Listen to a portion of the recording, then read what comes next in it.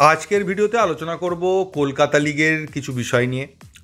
আর যে বিষয়টা জানা গেছে সেটা নিয়ে আলোচনা করব, সেটা হচ্ছে মলিনা কিভাবে খেলাতে চায় এবং মোহনবাগানের বিদেশি পজিশানগুলোয় কীরকম প্লেয়ার আসতে চলেছে। কোন প্লেয়ার নাম বলছি না, আমি পজিশানগুলো বলতে চাই এই ভিডিওতে, নাম কিন্তু কারোর বলবো না, এটা আগে থেকেই বলে দিচ্ছি। তাতে যদি আপনারা না দেখেন এখনই ভিডিওটা অফ করে দিতে পারেন। প্রথমে যদি চলে আসি আপুইয়া, হ্যাঁ আজকে সকালে আপুইয়ার ঘোষণা অফিসিয়ালি করে দেওয়া হয়েছে মোহনবাগানের তরফ থেকে। এটা সময়ের অপেক্ষা ছিল এবং গতকাল মুম্বাই সিটি এফসির তরফ থেকেও পোস্ট এসে গেছিলো যে আপুইয়া মোহনবাগানে আসছে। এবং ব্যাপারটা হচ্ছে খবরটা আগে লিক হয়ে যাওয়ার জন্য মোহনবাগানের আগেরবার যে মলিনার পোস্টটাতে যতটা চাঞ্চল্য তৈরি হয়েছিল চারদিকে, আপুইয়ার ক্ষেত্রে ততটা চাঞ্চল্য তৈরি হয়নি, কারণ খবরটা বেরিয়ে গিয়েছিল, সবাই জানতো। তো আজকে সকালের পরে এখনই ভিডিও দিলেও আপনাদের অনেকের মনে হবে এ তো পুরনো খবর জানাই ছিল। তো এই চমকটা আর থাকে না আগে থেকে খবরগুলো বেরিয়ে গেলে।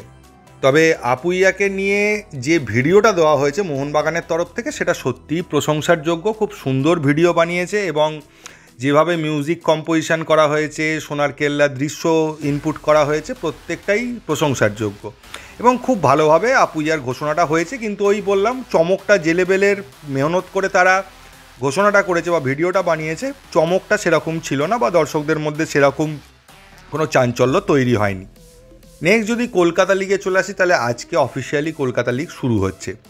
কলকাতা লিগে মোহনবাগান, ইস্টবেঙ্গল এবং মোহামেডান নিজেদের মাঠেই খেলতে চায়, আইএফের তরফ থেকে সেটাই জানানো হয়েছিল। এবং মোহনবাগান তাদের মাঠের প্রস্তুতি শুরু করে দিয়েছে, আগেই বলেছিলাম। তো মোটামুটি প্রথম দিকের কিছু ম্যাচ যেগুলো ঘোষণা হয়েছে সেগুলো মোহনবাগান মাঠে খেলা সম্ভব নয় এবং তারপরের ম্যাচগুলো কি হয় ততদিনে মোহনবাগান মাঠ রেডি হয় কিনা সেদিকে নজর রাখতে হবে। যদি রেডি হয়ে যায় তাহলে পরের দিকের ম্যাচগুলো মোহনবাগান নিজেদের মাঠেই খেলবে এবং সেটা দর্শকদের জন্য, আমাদের সকলের জন্যই খুব ভালো ব্যাপার, হোম গ্রাউন্ডে খেলা হবে। তবে দেবাশিস দত্তর কথা থেকে এটা বোঝা যাচ্ছে যে মোহনবাগান কিন্তু সিএফএলকে জুনিয়র প্লেয়ার তুলে আনার টুর্নামেন্ট হিসেবেই দেখছে, যে এই টুর্নামেন্টে যে জুনিয়র প্লেয়াররা ভালোভাবে পারফর্ম করছে তাদেরকে আইএসএল স্কোয়াডে রেজিস্টার করানো হবে। তো সেই জন্য তাদের মধ্যে একটা কম্পিটিশান দেওয়া হয়েছে। এছাড়া কলকাতা লিগ নিয়ে মোহনবাগানের কিন্তু খুব একটা ইন্টারেস্ট নেই যে কলকাতা লিগ জিততে হবে বা কলকাতা লিগে বিশাল কিছু করতে হবে, এরকম কোনো প্রয়োজনীয়তা আমার মনে হয় মোহনবাগান ম্যানেজমেন্ট বোধ করছে না। তাই জাস্ট নিয়ম রক্ষা বলতে পারেন, আর কিছুটা জুনিয়র প্লেয়ারদের মধ্যে কারা কারা ভালো খেলছে সেটা দেখে নেওয়ার একটা টুর্নামেন্ট বা প্রিপারেশান টুর্নামেন্ট হিসেবেই দেখছে। নেক্সট যদি চলে আসে হোসে মলিনার প্ল্যানিং, এবং সেখান থেকেই বুঝতে পারবো আমরা বিদেশিদের ব্যাপারটা। প্রথমত যেটা শোনা যাচ্ছে যে হোসে মলিনা কিন্তু একটা অন্যরকম প্ল্যানিং করছেন। সেটা হচ্ছে আমাদের এতদিন যে প্ল্যানিংগুলো থাকতো সেটা মোটামুটি ফিক্স থাকতো, ফলে আমরা ফার্স্ট 11 প্রেডিক্ট করতে পারতাম। এবং হোসে মলিনারকে যারা আগে থেকে দেখেছেন তারা জানেন যে তার ক্ষেত্রে কিন্তু ফার্স্ট 11 প্রেডিক্ট করা যায় না, তিনি পুরো 11টা প্লেয়ারও চেঞ্জ করে দিতে পারেন।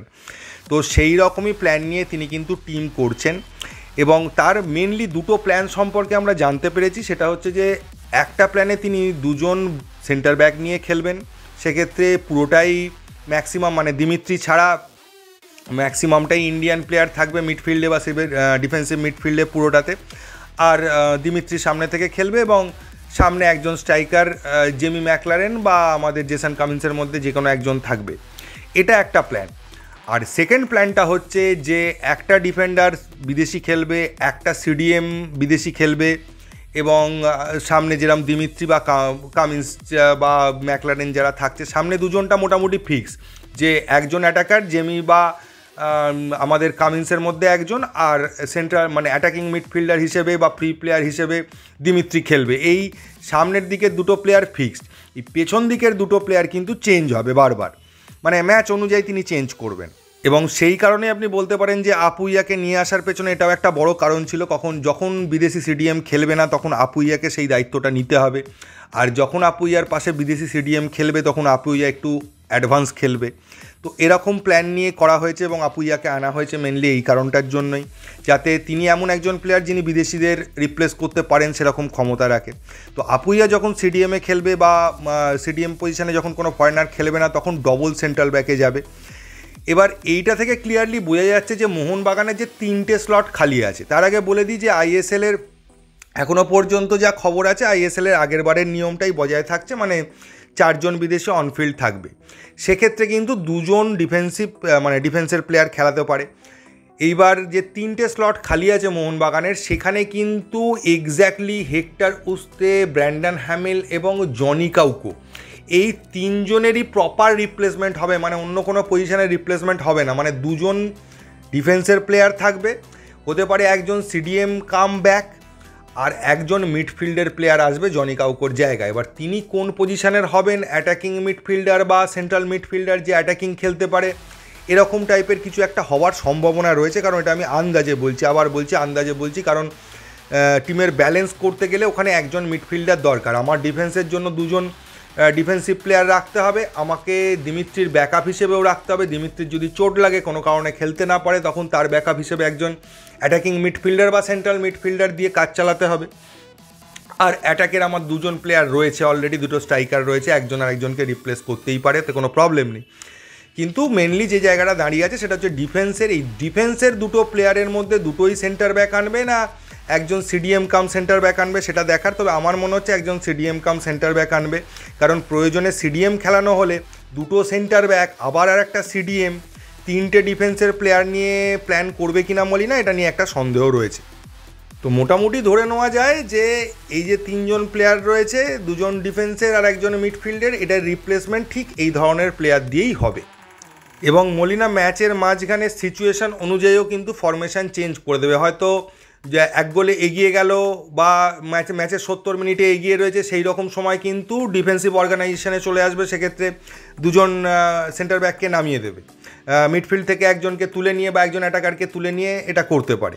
আবার যখন মোহনবাগান পিছিয়ে আছে বা ড্র করছে, ম্যাচটা জেতাটা খুব দরকার, তখন একজন সেন্টার ব্যাক করে দিয়ে একজন সিডিএম বিদেশি নামিয়ে মিডফিল্ডে বিদেশি বাড়িয়ে অ্যাটাকটাকে আবার এগিয়ে নিয়ে যাবে। এই রকম একটা প্ল্যানিং কিন্তু মলিনা করছে বলেই খবর পাওয়া যাচ্ছে, যে ফ্লেক্সিবল টিম বানাতে চাইছে মলিনা। তো দেখা যাক কি হয়। আর কিছুদিনের মধ্যে বিদেশিদের আসার খবরটা পেয়ে গেলেই ব্যাপারটা ক্লিয়ার হয়ে যাবে যে মলিনা অ্যাকচুয়ালি কী প্ল্যান করছে। কারণ এটা বোঝা যাচ্ছে যে তার ফ্লেক্সিবল প্ল্যানটা কীরকম রয়েছে, কিন্তু কাকে কাকে কোনখানে ইউজ করবে সেটা প্লেয়াররা যতদিন না কনফার্ম হচ্ছে বা প্লেয়ারদের নাম জানা যাচ্ছে ততক্ষণ বোঝা যাবে না। তো এই ভিডিও এইটুকু। যদি ভিডিওটা ভালো লাগে প্লিজ চ্যানেলটাকে সাবস্ক্রাইব করবেন। থ্যাংক ইউ, ধন্যবাদ এবং জয় মোহনবাগান।